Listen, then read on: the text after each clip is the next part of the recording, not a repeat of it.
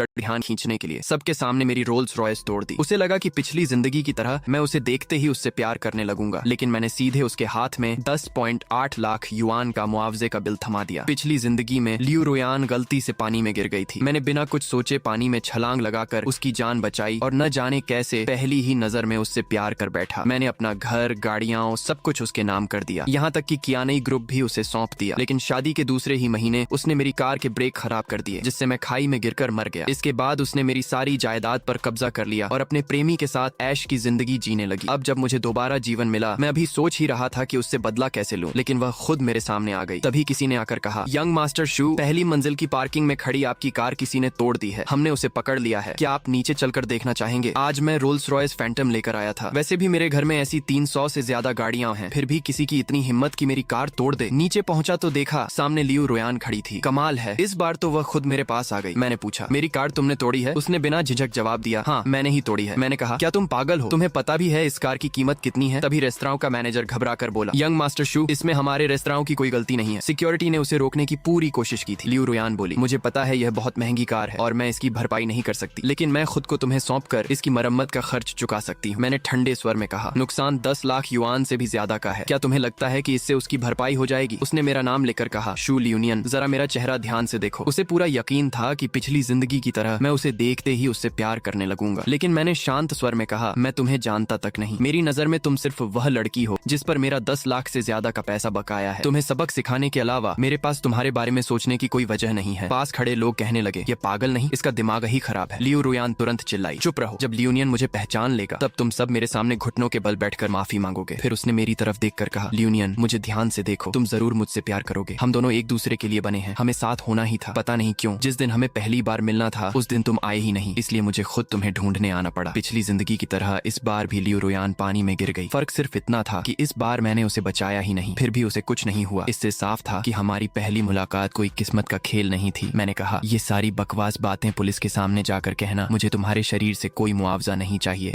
मैंने उसकी तरफ देखते हुए कहा, पहली बात, तुम्हारी इतनी कीमत नहीं है। दूसरी बात, मैं तुमसे कभी प्यार नहीं करूंगा। मुझे सिर्फ मेरे नुकसान की भरपाई चाहिए। मेरी बात सुनते ही आसपास खड़े लोग आपस में फुसफुसाने लगे, अरे अगर ऐसा है तो मुझे भी जाकर माँ साहब की कार का नंबर पता करना होगा। अब समझ आया, जिस पर दिल आ जाए उसकी महंगी कार पहले तोड़ दो। ये सुनकर जी बोदा का चेहरा एक पल के लिए उतर गया, लेकिन उसने तुरंत अपने गुस्से पर काबू पा लिया और खुद को शांत दिखाने की कोशिश करने लगा। उधर लियू रुयान घबरा कर बोली, अगर तुमने अभी पुलिस बुला ली तो बाद में तुम्हें मुझे पाने के लिए और भी ज्यादा मेहनत करनी पड़ेगी। प्लीज पुलिस मत बुलाओ, मैं तुम्हारे घर चलूंगी, तुम्हारी देखभाल करूंगी और अपनी तनख्वाह से तुम्हारी कार की मरम्मत का खर्च चुका दूंगी, ठीक है? मैंने उसकी बेतुकी बातों पर बिल्कुल ध्यान नहीं दिया और फोन निकालकर पुलिस को कॉल करने ही वाला था कि तभी बगल से एक हाथ बढ़ा और मेरे मोबाइल की स्क्रीन ढक दी। मैंने ऊपर देखा तो सामने जी बोदा खड़ा था। मन ही मन मैं हंस पड़ा, आखिर यह कमीना भी आ ही गया। ऊपर से देखने पर भले ही हमारा कोई रिश्ता न हो, लेकिन हम दोनों अच्छी तरह जानते थे कि वह मेरे पिता की नाजायज औलाद था। मेरे पिता की मौत के बाद मैंने सबके विरोध के बावजूद उसी रात उनका अंतिम संस्कार करवा दिया था। जब तक जी बोदा खुद को उनका बेटा बताकर जायदाद में हिस्सा मांगने पहुंचा, तब तक मेरे पिता सिर्फ राख के एक डिब्बे में बदल चुके थे। अब उसके पास यह साबित करने का कोई तरीका नहीं था कि वह मेरे पिता का बेटा है। वह बस बेबस होकर मेरे पिता की सारी संपत्ति मेरे हाथों में जाती देखता रह गया। अगर मेरे पिता ने मरने से पहले उसे काफी फायदे न दिए होते तो वह आज इतनी आराम की जिंदगी भी नहीं जी रहा होता, और मेरी पिछली जिंदगी में जो मौत हुई थी वह भी उसी और लियू रुयान की मिली भगत का नतीजा थी। जी बोदा मुस्कुराते हुए बोला, भैया ऐसा मत कीजिए, बस एक कार ही तो है, आपके लिए ये कोई बड़ी बात नहीं है। देखिए ये खूबसूरत लड़की रो रो कर बुरा हाल किए हुए है, आपको जरा भी उस पर तरस नहीं आता? मुझे नहीं लगता कि इसने जानबूझकर ऐसा किया है, फिर उसे इतना डराने की क्या जरूरत है? अगर यह बात बाहर फैल गई तो लोग यही कहेंगे कि हमारा शू परिवार किसी को माफ करना नहीं जानता, इससे आपकी बदनामी भी होगी। मैंने मुस्कुराकर कहा, ठीक है, अगर तुम इस लड़की का साथ देना चाहते हो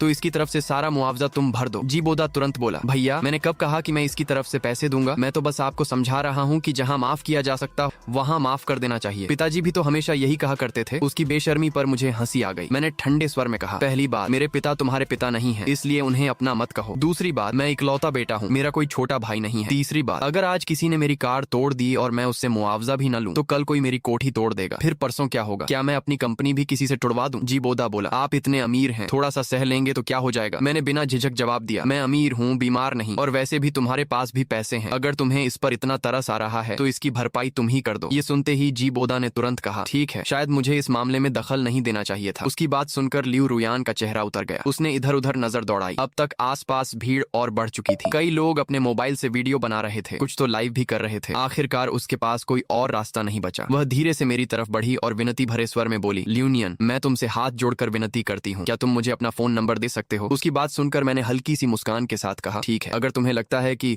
तुम्हारे पास मुझे यकीन दिलाने का कोई तरीका है तो अब खुद को साबित करके दिखाओ। लियू रुयान ने राहत की सांस ली और तुरंत बोली, क्या हम अंदर जाकर बात कर सकते हैं? ये एक राज्य है, इसे किसी दूसरे के सामने नहीं बताया जा सकता। मुझे पहले से ही अंदाजा था कि वह क्या कहने वाली है, इसलिए मैंने मना नहीं किया, बल्कि जाने के लिए उठ चुके जी बोदा को रोकते हुए कहा, अरे भाई, कहाँ जा रहे हो? आओ साथ चलकर तमाशा देखते हैं। वैसे भी तुम्हें तो सबसे ज्यादा यही पसंद है। जैसे ही हम प्राइवेट रूम में दाखिल हुए, लियू रुयान खुद को रोक नहीं पाई और तुरंत बोल पड़ी, ल्यूनियन, मुझे पता है कि बाहर इतने लोग थे, इसलिए तुम सबके सामने यह मानने में शर्म महसूस कर रहे थे कि तुम मुझे देखते ही मुझसे प्यार कर बैठे हो। अब यहाँ कोई बाहरी नहीं है, तुम्हें अपनी भावनाएं दबाने की जरूरत नहीं है। मुझे ध्यान से देखो, आज मैंने खास तुम्हारी पसंद के कपड़े पहने हैं और वही इत्र लगाया है जो तुम्हें सबसे ज्यादा पसंद है। तुमने ही कहा था, लेकिन मेरे पास भी कोई दूसरा रास्ता नहीं था। हमारी किस्मत को फिर से जोड़ने का यही एकमात्र तरीका था। मैंने उसकी बात बीच में ही काट दी और कहा, तुमने अभी कहा था कि तुम्हारे पास कोई ऐसा राज्य है जिससे तुम खुद को साबित कर सकती हो, तो क्या तुम्हारा वह राज्य सिर्फ इतना कि तुम मुझे घूरती रहो और इंतजार कर कि मैं तुम्हें देखते ही तुमसे प्यार करने लगूं? इतना कहकर मैंने पुलिस वालों की तरफ देखा और कहा, ऑफिसर, इसी औरत ने मेरी कार तोड़ी है। मेरा नुकसान 10 लाख युआन से भी ज्यादा का हुआ है। अब यह जानबूझकर पागलों जैसी बातें करके बचने की कोशिश कर रही है। कृपया इसे पूछताछ के लिए अपने साथ ले जाइए। पुलिस वाले ने आगे बढ़कर कहा, मैडम, हमारे साथ चलिए। ये सुनते ही लियू रुयान घबरा गई और जल्दी जल्दी बोली, नहीं, मैं मिसेज शू हूँ। सच तो यह है कि मैं समय में सफर करके यहाँ आई हूँ। अगर तुम मुझसे शादी कर लोगे तो मैं तुम्हारे कारोबार को पहले से भी ज्यादा ऊंचाइयों पर पहुंचा दूंगी। 6 साल बाद हम दोनों साथ हों,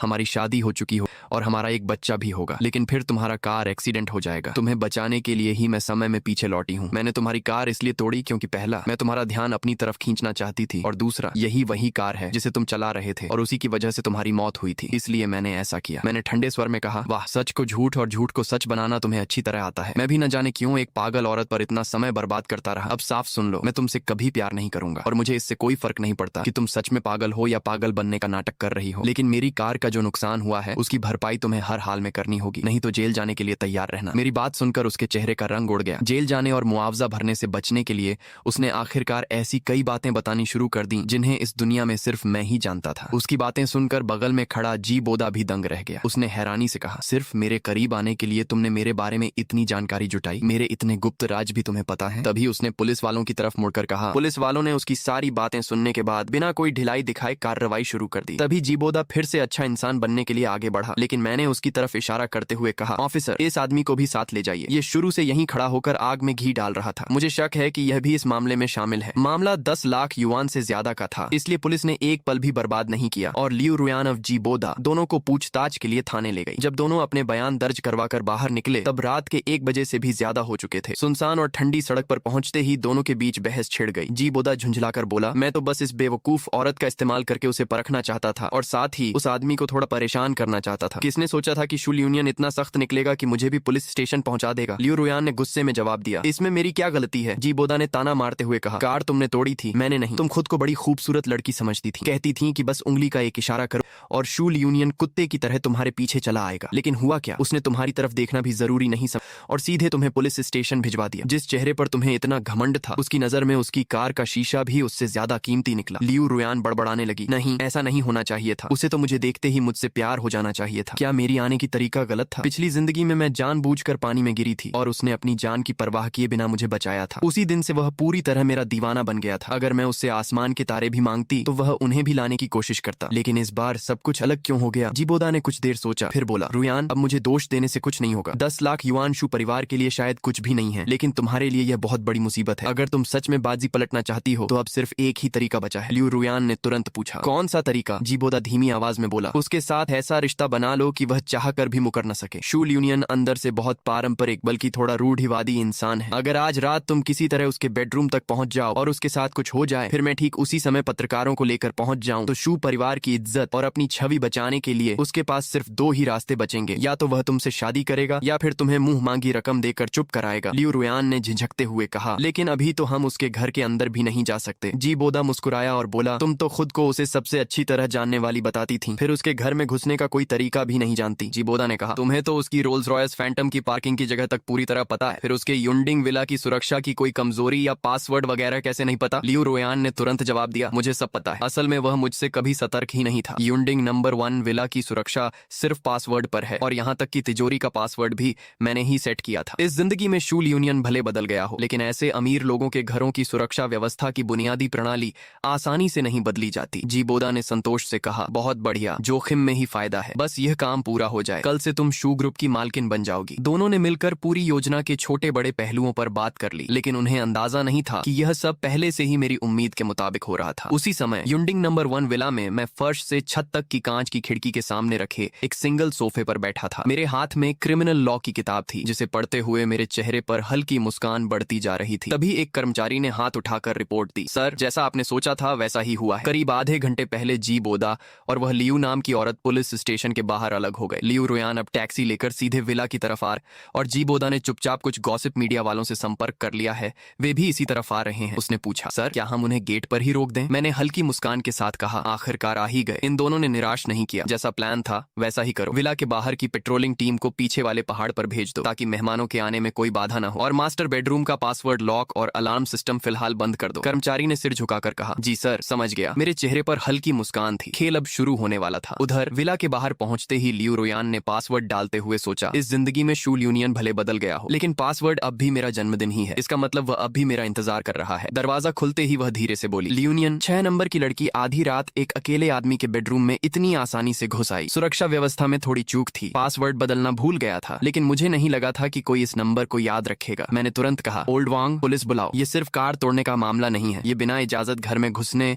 और चोरी की कोशिश का मामला है। ऊपर लोग इकट्ठा हो गए और तरह तरह की बातें करने लगे। शूल यूनियन का किसी लड़की के साथ क्या चल रहा है, सबूत भी पूरे नहीं है, क्या ये कोई तमाशा है? भीड़ में किसी ने कहा, क्या जीबोदा हमें सिर्फ शो दिखाने लाया है? जीबोदा ने तुरंत हाथ उठाकर कहा, इसमें मेरा कोई हाथ नहीं है। मैंने ठंडे स्वर में कहा, बिना बुलाए रात में घर में घुसना और लोगों को साथ लाना। लियू रोयान, तुम न सिर्फ कर्ज नहीं चुका रही हो, बल्कि गलत तरीकों से अपना नुकसान निकालने की कोशिश कर रही हो। मैंने हल्की मुस्कान के साथ कहा, तुम्हें क्या लगता है कल अखबार में क्या छपेगा? फिर शांत होकर कहा, लियू रोयान, तुम अभी 2 कंपनियों लैनफेंग और चाओयांग के बीच उलझी हो। ये किसी को नहीं पता, लेकिन मुझे पता है कि तुम्हें कहाँ निवेश करना चाहिए। ये सुनकर कोने में बैठा जीबोदा अचानक सतर्क हो गया। मैंने भी हैरानी का नाटक किया। इससे पहले कि मैं कुछ कहता, जीबोदा जल्दी से बोला, लियू रोयान, अगर तुम भरोसा नहीं करती तो छोड़ दो, सिर्फ 1 लाख का मामला है, मैं भर देता हूँ। मुझे कुछ लोगों की दबंगई पसंद नहीं। उसने तुरंत मेरे खाते में 1 लाख युआन ट्रांसफर कर दिए और लियू रोयान को लेकर बाहर जाने लगा। पैसे मिलते ही मुझे उनका नाटक देखने में दिलचस्पी नहीं रही, इसलिए मैंने उन्हें जाने दिया। लियू रोयान अभी भी हिचकिचा रही थी, लेकिन जब उसने देखा कि मुझ पर कोई असर नहीं हो रहा तो गुस्से से घूर कर बोली, शूल यूनियन, तुम इसका पछतावा करोगे। मैं ही तुम्हारा असली सहारा थी, जब तुम गिरोगे तब मेरे पास आओगे। यह कहकर वह अकड़ते हुए जीबोदा के साथ चली गई और पत्रकार भी तुरंत वहां से चले गए। सबके जाने के बाद ओल्ड वांग ने पूछा, सर, आपने उन्हें ऐसे ही जाने दिया? मैंने शांत होकर कहा, अभी तो शुरुआत है, बड़े शिकार के लिए जाल ढीला रखना पड़ता है, मैं उन्हें सिर्फ जेल तक सीमित नहीं रखूंगा। कुछ समय बाद जीबोदा और लियू रोयान करीब आने लगे। लियू रोयान की सलाह पर जीबोदा ने चाओयांग कंपनी में निवेश किया। हालांकि उसने पूरी पूंजी नहीं लगाई, लेकिन छोटे निवेश से भी उसे अच्छा फायदा मिल गया।